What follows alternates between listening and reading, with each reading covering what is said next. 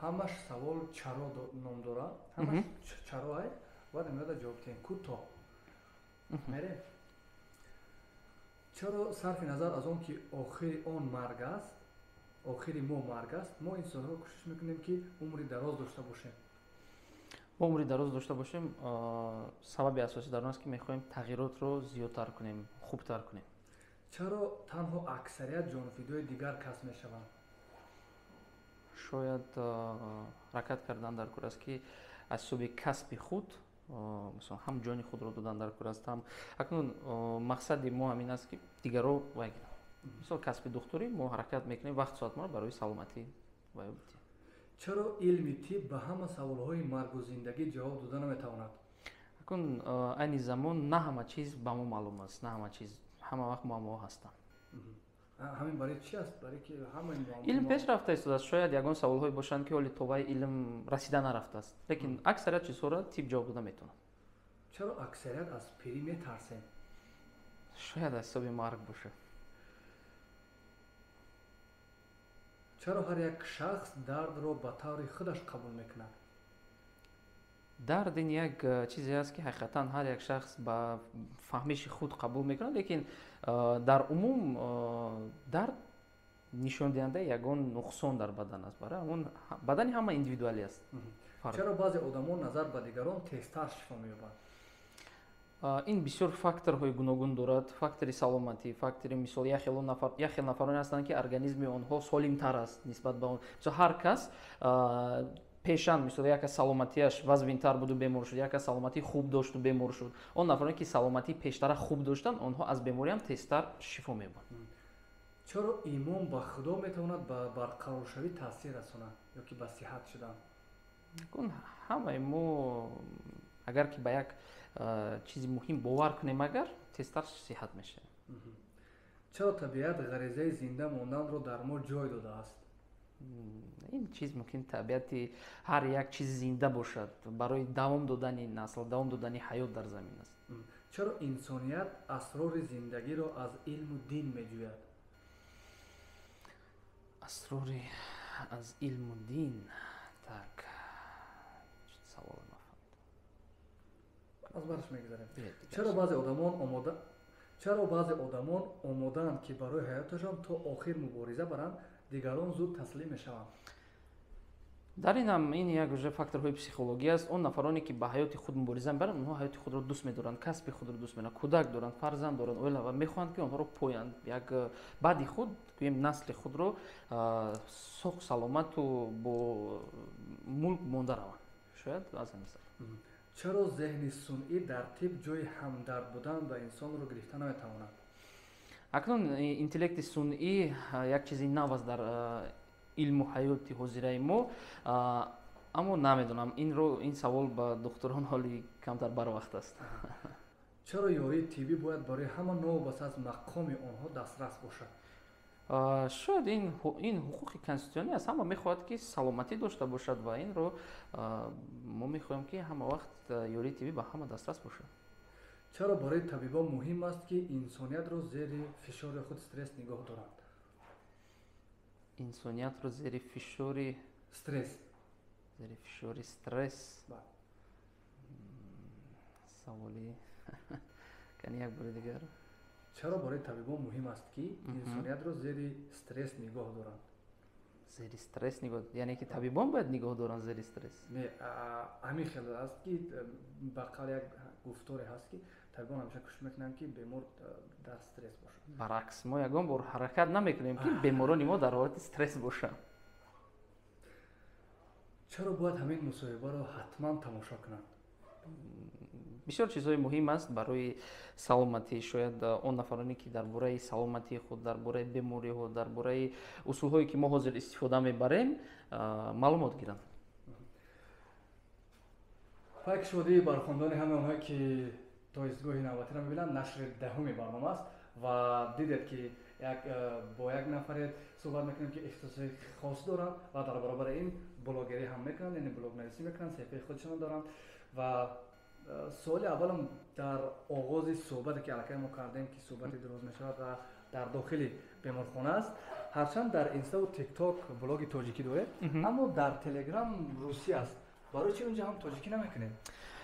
дар телеграм блоги мо бештар илмӣ аст, яъне ки мо дар он ҷо дар бораи экг мардум, яъне духтуроя бештар студентҳо, яъне ки донишҷӯёна мо меомӯзонем, аммо ба забони тоҷикӣ ҳам ҳаст блог ин дар инстаграм, аммо нафароне ки забони тоҷикиро намедонанд ва мехоҳанд, мисол илмашон бо забони русӣ буд, мисол дар донишгоҳи тиббӣ тахминан ҳар сол 60-70 гурӯҳи забони русӣ ҳаст барои онҳо.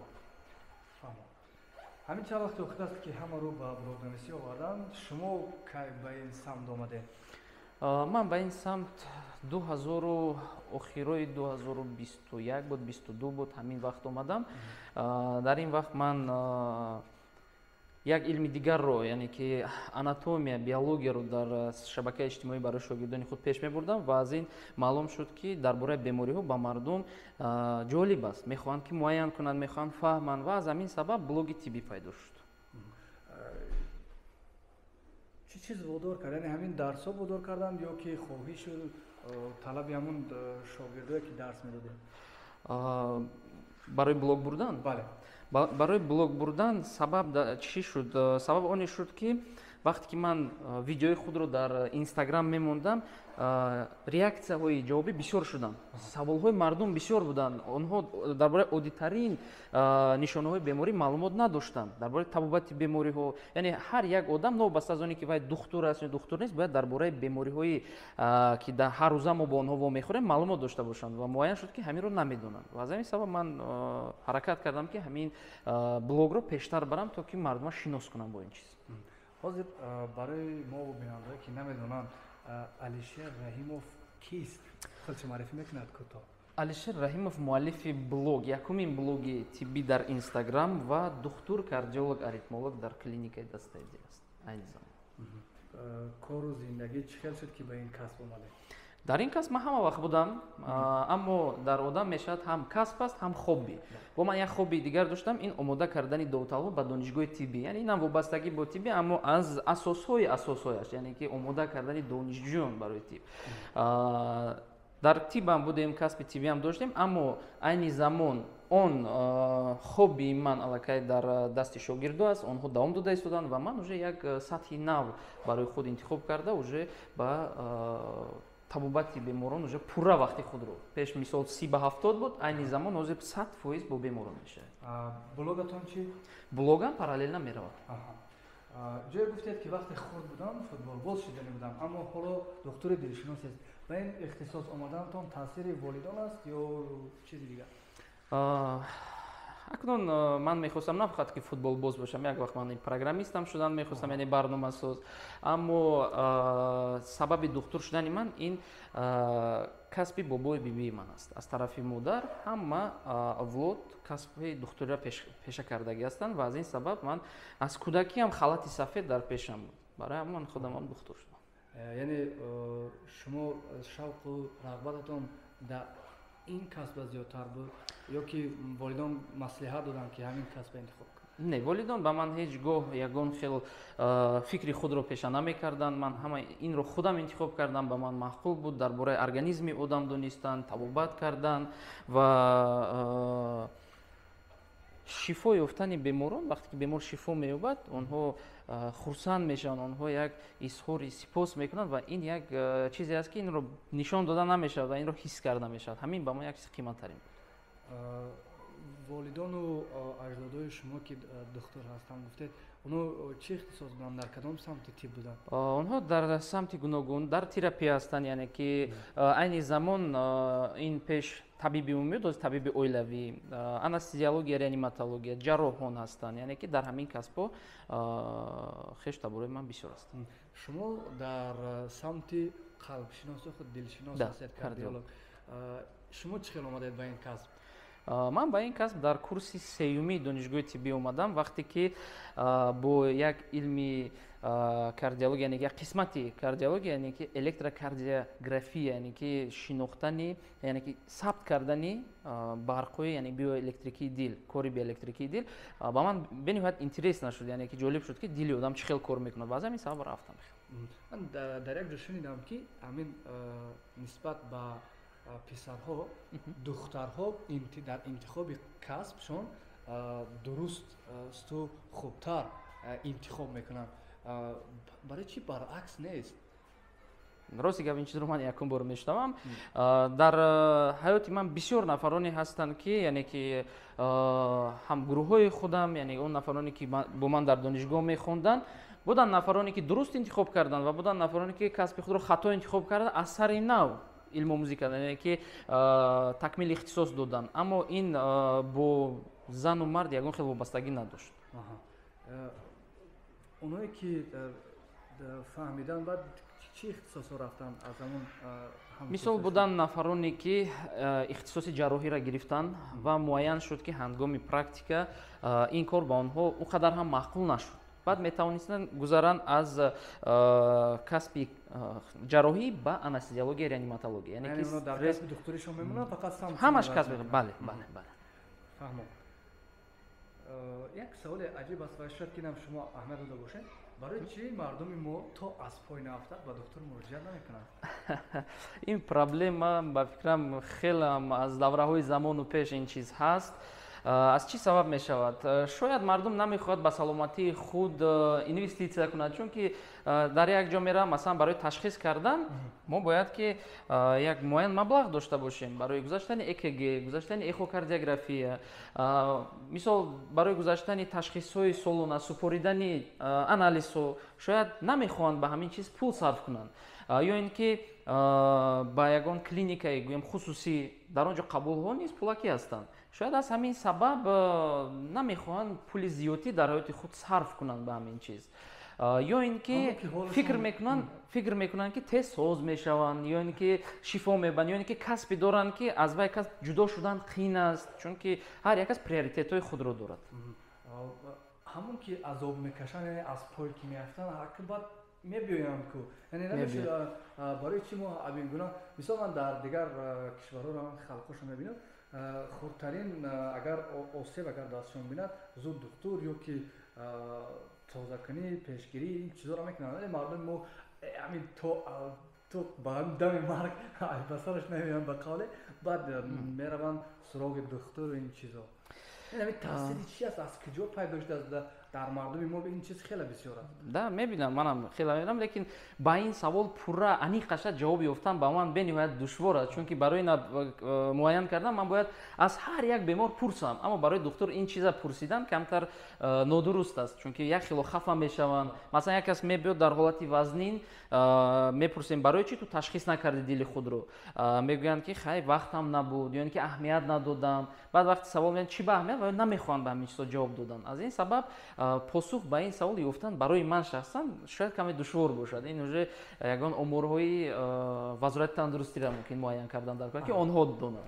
аксарият ҳамин ки хатми донишгоҳ мекунанд, вақте ки мебинанд ки дигар илоҷ нест, як мушкилиҳо саршон меояд, намедонам барои чӣ мераванд муҳоҷират. яъне инҷа чӣ мушкил мешавад ки дигар роҳ мегиранд сӯи муҳоҷират? шумо оиди духтурон дар умум вале шумо дар самти духтурӣ ҳастед. мо ин савол якчанд ҳамсӯҳбат додам ва онҳо дар самтҳои гуногун буданд. мехоҳам донам ки дар ин самт чӣ хел буд? дар самти духтурӣ барои чӣ ба муҳоҷират мераванд? ҳастанд нафароне ки дар муҳоҷират дигар касбро интихоб мекунанд, мисол барои тезтар маблағ ба даст овардан ва поидани оила. ҳастанд духтуроне ки дар хориҷа рафта касб меомӯзанд, аз сари нав мехонанд. ҳастанд нафароне ки ба хориҷа умуман барои зиндагӣ кардан, барои шояд маошҳо баланд бошад, шояд дигар ваё бошад, сабабҳо бошад. аз ҳамин сабабҳо одамон мераванд то ин ки шояд дар он ҷо тезтар касби худро аз худ кунанд, конкуренсия шояд камтар бошад. чаро ҳамин аксари ҷавонои мо умеди рушд кардан дар кишвари худмон намебинанд? баъдан ҳамин хел фикрҳои муҳоҷирату ин чизо пайдо мешавад. рости акнун ман ҳаракат мекунам ки шахсан ман илми худро дар ватани худ, дар тоҷикистони худ пеш барем. ҳаракат мекунем ки баръакс дар дигар давлатҳо илмҳо, касбҳое ки дар мо намерасад омӯхта омада дар ин ҷо хизматрасониро пеш барем. яъне ки мо Камбоҷиро мебинем ва ҳаракат мекунем ки ислоҳ кунем. шояд дигаро вале ҳамин чиза аҳамият накардан, ёне ки диққат накардан. барои ҳамин ин сабаби диққатшон чи аст? ёне ки сатҳи дониш сатҳи дониш мисол вақте ки илми ту дониши ту кам аст ту намедонӣ чӣ хел проблемаро ислоҳ кунӣ. Аз ҳамин сабаб шояд мераванд барои ҷустуҷӯ кардани корҳои осонтар, барои тезтар боз ҳамон ҳолате ки пештар гуфтем барои маблағ ба даст овардан, яъне ки муҳоҷират кардан, гурӯзшикӣ аз дигар ҳолатҳо карда машғул мешаванд. Шумо дар баробари духториву блогнависӣ кардантон боз чӣ коро мекунед умуман дар зиндагӣ? Ҳамин замон ҳамин ду направления асосӣ аст, яъне ки дар клиникаи дастаи дил, дар клиникаи дастаи дил ман ҳамчун кардиолог аритмолог фаъолият мекунам ва блоги худро мебарам. Ба ман дигар ҳеҷ лозимам нест. Вақти китобхониву синемо рафтану ё театр рафтан меёбед? Синемо рафтан вақт намеёбам, китоб хондан вақт меёбам. Китоб акун дар касби тиббӣ, яъне ки духтурӣ, агар ки китоб нахонӣ, дониши худро пеш набарӣ намешавад. Чун ҳар рӯз чизҳои нав пайдо мешаванд ва онро бояд мутолиа кунӣ ва аз худ кунӣ. Вале ҳамн охирон китобе ки ҳоле мехонед чӣ китоб аст? Китобе ки ман ҳозир мехонам, китоб дар бораи ташхиси электрокардиография аст ин як ва аз ҳама муҳим ташхиси электрофизиология дар бораи касби аритмология. Ин ба забони русӣ аст? Ин ба забони англисӣ аст. Шумо забони англисиро намедонед? Забони англисиро пурра намедонам, аммо бо ёрии луғат тарҷума карда, бо ёрии ҳозир истифода мебаранд онлайн тарҷумон, яъне ки ваё ҳастанд барномаҳое ҳастанд ки онлайн тарҷума карда метавонанд. Аз ҳамин сабаб истифода мебарам. Гуфтем ки дар вақтҳои хонагӣ блог истифода мебарам. Ҳарчанд самти интихоб кардаатон дилшиносист, вале дар блогатон аз тамоми намуди бемориҳо мегӯяд. Чӣ ҳамаи духторҳо бояд универсал бошанд ё ки чӣ хел аст? Якумаш ин ки мо 6 сол дар донишгоҳ ҳамаи бемориҳоро хондагӣ ҳастем. Яъне ки ман дилшиносӣ, яъне кардиология 1 сол баъд аз донишгоҳ алоҳида ин такмили ихтисос, яъне ки шумо боз ҳам чуқуртар ба як касби худ меравед, аммо любой духтур бояд ки аз ҳамаи ташхисҳо, аз ҳамаи бемориҳо дар сатҳи умум бояд ки донад. Мисол гӯем асабшинос мисли ман бемориҳои дилро намедонад ва ман мисли асабшинос бемориҳои асабро намедонам, аммо дар умум направление кардан, ташхиси пешакӣ кардан, рекомендация додан ба бемории асаб ман метонам. Ва духтуре ки бемории асабӣ, яъне ки асабшиносиро пеша кардагист, ваям бояд дар бораи бемориҳои дил маълумотҳои асосӣ дошта бошад. Ҳаминро ман дар блог ба ҳама пешниҳод мекунам. Кадом ҷанбаҳои амалияи тиб бароятон хеле мушкил аст ва чаро? Кадом қисматҳои тиб ба ман мушкил аст? Амалӣ. Дар амал қариб ки ягон чиз ҳамчун мушкилӣ намебинам. Барои чӣ гӯяд? Мушкилӣ кадом ҳолат мешавад? Вақте ки ту касби худро дӯст намедорӣ ва намефаҳмӣ. Ин чиз дар аввал пайдо мешавад. Мисол якумин чизе ки ман нав практикаи тиббии худро вақте ки оғоз мекардам, мушкил буд бо бемор суҳбат кардан. Чунки бемор ҳамаи дарди худро гап мезанад. Бо бемор мо на фақат бояд духтур бошем, балки боз психолог, яъне равоншинос ҳам шудан дар кор аст, то ки мо фаҳмем ки аз чӣ ӯ шикоят дорад. Ҳамин камтар душвор буд бо беморон суҳбат кардем. Аммо ин чиз муваққатӣ аст, бартараф мешавад, гум мешавад. Оя буд ҳолате ки дар вақти ташхис гузошта шуда бо дигар духтур аз кори ӯ розӣ набудед ва чӣ кор кардед? ин хел ҳолатҳо мешаванд, чунки ҳар як духтур методикаи худро дорад, илми худро дорад ва дар ин ҳолат мо ҳаракат мекунем ки бо духтур мулоқот пайдо кунем, яъне ки мо бо онҳо ҷамъ мешавем ва муайян мекунем ки дар кадом асос духтур ин ё он яъне ки табобатро таъин кардааст ва ҳаракат мекунем ки аз духтур он чизе ки мо розӣ нестем фаҳмида гирем асос дар чӣ буд, асоси таъини ӯ ва мо корректировка мекунем. Духтур бояд ба ҳамон хатогӣ ҳеҷ вақт роҳ надиҳад. Ба кадом хатогӣ? Ба хатогие ки ба марги бемор оварда мерасонад. Аз ҳама мифи машҳур дар бораи духтурҳо чӣ аст? Аз ҳама мифи машҳур дар бораи духтурҳо? Духтурҳо фақат пул мекунанд ва табобат кардан намефаҳманд. Ин мифи аз ҳама безебтарин аст, чунки ман дар таҷрибаи худ ҳам духтур будам, ҳам баробар ин беморам будам. Чунки мисол агар ки ман бемории асаб дучор шудам, ман худамро табобат намекунам, пеши дигар духтур мерам ва дар практикаи ман қариб ки ягон бор набуд ки духтур фақат аз ман пул амате ман табобат намекунам, агар пул надодӣ. Любой духтур ба ман ҳама вақт ҳам ба ман ҳам ба рафиқонам ёрии худро аз аввала мерасонид. агар ҳамин ҷиддӣ бигирем, инсон бо дил тасмим мегирад ё бо ақл? Бо ҳардуш. Ҳардуш. Як хел инсоно бо ин аст, як хел инсоно бо ин, як хел омехта. барои дилшинос шудан чӣ чизро бештар бояд донист? барои дилшинос шудан якумин чизе ки мо бояд донем ин тарзи кори дил, яъне электрокардиография, яъне ки дили мо чӣ хел кор мекунад, рагҳои мо чӣ хел аст, яъне механизмҳои кашшихӯрии дила мо бояд донем. Ва плюс мо бояд дар бораи ҳамаи организм ақаллан дар асос маълумот дошта, яъне ки системаи асаб, системаи ҳозима, ҳамаи ин ба мо лозим аст то ин ки кардиология хуб шавад. дар қисмати охир мехоҳам донам ки аз оятон қисса накунед ки чӣ хел ҳастанд, киё дар куҷо дар кадом самт кор мекунанд ва оила, дар бораи оила. Оилаи ман духтур аст, қатъи худам кор мекунад. дигар маълумот нест. Чунки ман ҳаракат мекунам дар ягон ҷо дар бораи оилаи худ, фарзандори худ маълумоти зиёдӣ наметиҳам. Ин чизи шахсӣ аст, ин ба ман дахл дорад ва инро ман намехоҳам ба мардум ҳамчун информатсия зиёдӣ пешниҳод кунам. Алишер Раҳимов кист? Блогер ё дилшинос? Аввалтар аз ҳама. ин як касби нав, блогер, дилшинос. Чун ҳар душа бояд аст. Не, дар ҳақиқатан агар ки ҷиддӣ карда гӯем, Инстаграм барои ман як инструменте аст ки дар бораи касби худ ба мардум ман бо ёрии ҳамин Инстаграм нишон дода метавонам. Агар як чиза ман нав ёд гирифтам, дидам ки ана ин дору хуб таъсир мекунад, ман ҳатман ба подписчикои худ мегӯям ки ана ин беморӣ, ана ин хел табобат дорад. Яъне ки ана ин чиз хато аст. Агар ки ман як хатогира дидам, ман 10 беморро мешиносам. Хай ман гӯем дар касби духтур фарз кардем дар ҳаёташ ҳар сол 1000 одам мегзарад. 1000. Хай 10 сол ва 10,000 одам дар 10 сол.